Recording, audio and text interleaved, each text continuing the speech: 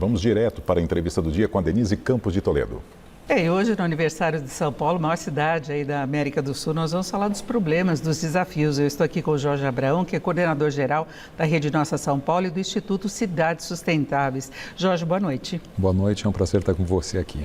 Bom, vamos começar falando já de um grande problema aqui. Uma pesquisa mostra que 6 de cada 10 moradores gostariam de ir embora de São Paulo. São Paulo que tem oportunidades, que tem emprego, vida cultural, gastronomia, vida noturna, museus, né, cultura, uma cidade pulsante, mas que desagrada muita gente. E isso pelas desigualdades, dificuldades impostas por uma grande cidade. Por onde que se poderia começar a mudar isso, a fazer as pessoas que moram aqui gostarem mais de São Paulo? É justamente ouvir o que elas têm para falar. Eu acho que o que está faltando muito é trazer a perspectiva das pessoas que vivem na cidade.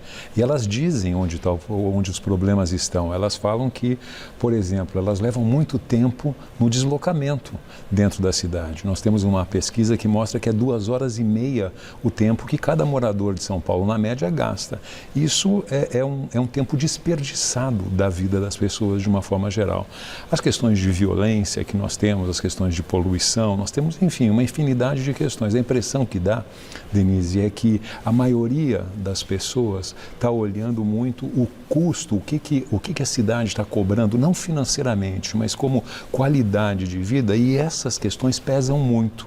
Por isso que elas não acessam as virtudes da cidade, elas ficam mais com os problemas da cidade. Por isso que 6 em cada 10 diz que quer mudar de cidade. E tem uma situação de estresse que é imposta pela cidade, por essas dificuldades todas, a criminalidade, atendimento médico. E aí, quando a gente vai para a periferia da cidade, a gente tem uma outra realidade que interfere, inclusive, em expectativa de vida, né? É verdade, nós trabalhamos muito com isso também lá na Rede Nossa São Paulo. Tem um dado que ele é estarrecedor. A gente faz um mapa da desigualdade na cidade e ele mostra que a idade média ao morrer num distrito como Jardim Paulista, que é um distrito rico da cidade, é de 80 anos. Mas em Cidade Tiradentes, que é um distrito da periferia da Zona Leste, é de 59 anos. Então você tem uma diferença na idade média ao morrer de 21 anos. É como se a gente andasse 1 quilômetro e perdesse 1 ano de vida.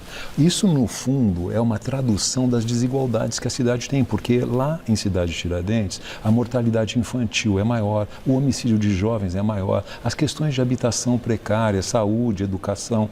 Então, ali tem pistas, isso são pistas para a gente poder destinar investimentos, construir políticas públicas para a solução desses problemas. E agora, como é que um gestor pode pensar numa cidade do tamanho de São Paulo, com todas essas desigualdades e particularidades de cada região? Então, cada região impõe um desafio. A gente convive com problemas de inundação, agora tem até de falta de luz. Aí, sempre quando temos um prefeito, ele está preocupado com o recapeamento, a manutenção de calçadas, a gente tem árvores sendo derrubadas com chuva. Então, tem muitos problemas na cidade. Como é que o gestor pode encaminhar uma política que consiga minimizar essas dificuldades? Eu acho que uma coisa importante, Denise, é que o gestor tenha uma escuta da população de uma forma geral. Pode parecer pouco isso, mas eu acho que é o grande desafio que a gente tem como democracia. É sair da nossa democracia representativa, que a cada 4 anos nós vamos lá, e é muito importante, e colocamos o nosso voto, e pensar numa questão mais participativa. A pesquisa diz que 8% das pessoas gostariam de participar muito. 70% dizem que não querem participar, mas esses 8% são 1 milhão de pessoas na cidade, numa cidade como São Paulo, que gostaria de participar. Isso é uma riqueza.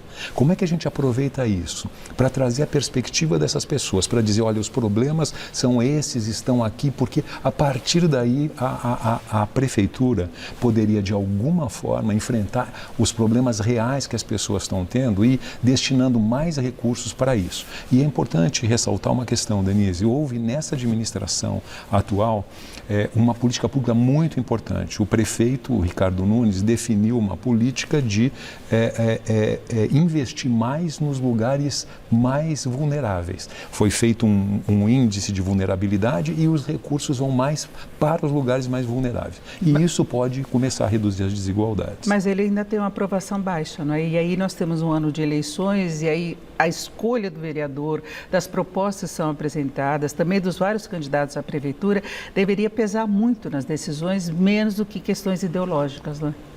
É verdade, eu acho que os políticos estão mal avaliados na cidade de São Paulo, né? A Câmara de Vereadores, 50% das pessoas avaliam como ótimo, como ruim ou péssimo, e só 9%, 1 em cada 10, como ótimo e bom. O prefeito já teve uma melhoria na sua avaliação, quase que dobrou de 8 para 17, ótimo e bom, mas ainda existe 38% de pessoas que dizem que é ruim ou péssimo, avaliam assim. Acho que tem essa questão, quer dizer, nós temos que... O que a população está dizendo? Eu estou distante da política, eu não tenho uma relação, e isso não é bom. Por isso que eu digo, e isso se traduz numa questão, 7 em cada 10 pessoas não lembram em quem votaram para vereadores na última eleição. Os nossos telespectadores podem fazer um exercício de memória para pensar em quem eu votei para vereador na última eleição. E depois acompanhar o que está fazendo se foi eleito, não é? Isso é muito importante. Daí essa participação, que não é só de 4 em 4 anos, e nós temos que mudar um pouco a nossa cultura que é individual, mas é também do poder público, de criar espaços de participação para que as pessoas possam levar as suas questões. A gente tem até audiências, algumas coisas como aconteceu com o plano diretor, mas parece que não tem um alcance tão grande junto à maioria da população, de fato. E nós tivemos, na época da pandemia, uma mobilização importante da população se ajudando, né? A questão de moradores de rua e tudo mais. Hoje, esses 8%, para se ampliar o percentual, como é que as pessoas que querem podem participar mais da cidade, além de escolhendo bem o vereador ou quem pode ser prefeito? Essa participação, ela deve ser estimulada, a meu juízo. É óbvio que cada um de nós tem seus espaços que poderiam ocupar, mas eu digo estruturalmente, a Câmara de Vereadores, a Prefeitura poderia ampliar os espaços de participação para ter uma escuta. Hoje até existe, na verdade, na cidade, um conselho participativo, né, da sociedade que está estabelecido nas 32 subprefeituras, mas a grande dificuldade é o empoderamento desses conselhos. Como é que você escuta eles? Como é que você dá mais poder para eles poderem avançar e, com isso, estimular essa participação?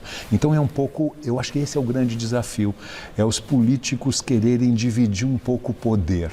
E essa divisão de poder é algo que não está na cultura dos nossos políticos. Saber ouvir, né? Saber ouvir, saber trazer a perspectiva da sociedade, porque... Denise, é muito difícil como você dizia, é muito difícil você administrar uma cidade do centro dessa cidade. Você vê, as prefeituras estão normalmente nos centros das cidades, com algum grupo de pessoas pensando essa cidade, mas o tamanho de São Paulo, o que está acontecendo na cidade como um todo, como é que você traz isso para dentro? Então, essa divisão de poder, ela poderia ser saudável para a gente poder enfrentar os desafios das dimensões que nós temos numa cidade como São Paulo. Para o paulistano não gostar mais da cidade onde ele mora, né? Reduzir o próprio estresse e a melhoria da condição de vida e como nós falamos, com essa participação maior. E cidades sustentáveis, por enquanto, essa ideia para São Paulo fica mais um plano das ideias do que uma coisa concreta, né? É verdade, mas nós temos tentado estimular questões para avançar tanto nesses espaços, como nós dizemos, de participação, na questão das desigualdades e nas questões ambientais. É possível. São Paulo tem recursos, é uma cidade muito rica e ela pode avançar. O que eu acho que tem que cada vez mais melhorar é a definição dessas prioridades, a sensibilidade em relação aos problemas, não é?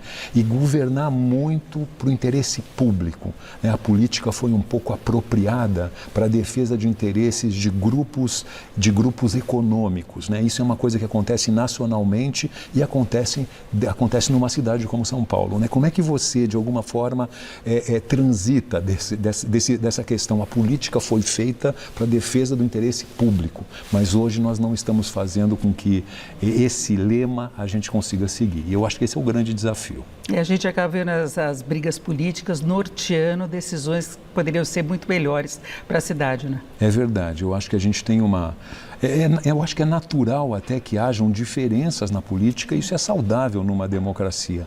Agora, há algo comum nessa questão do interesse, em que deveria, digamos assim, avançar nas fronteiras dessas discussões, né? O que é comum e que poderíamos avançar? E eu acho que o comum é o interesse público, é o interesse da maioria da população. Não é isso, é. Então, parabéns a São Paulo. Nós queremos continuar morando em São Paulo. Parabéns à minha Gazeta nesse dia e para o São Paulo, que nós também somos torcedores do São Paulo. É isso, eu agradeço muito a participação do Jorge Abraão, que é coordenador-geral da Rede Nossa São Paulo, e do Instituto Cidades Sustentáveis. Uma boa noite. Foi um Obrigada. prazer, Denise. Com vocês.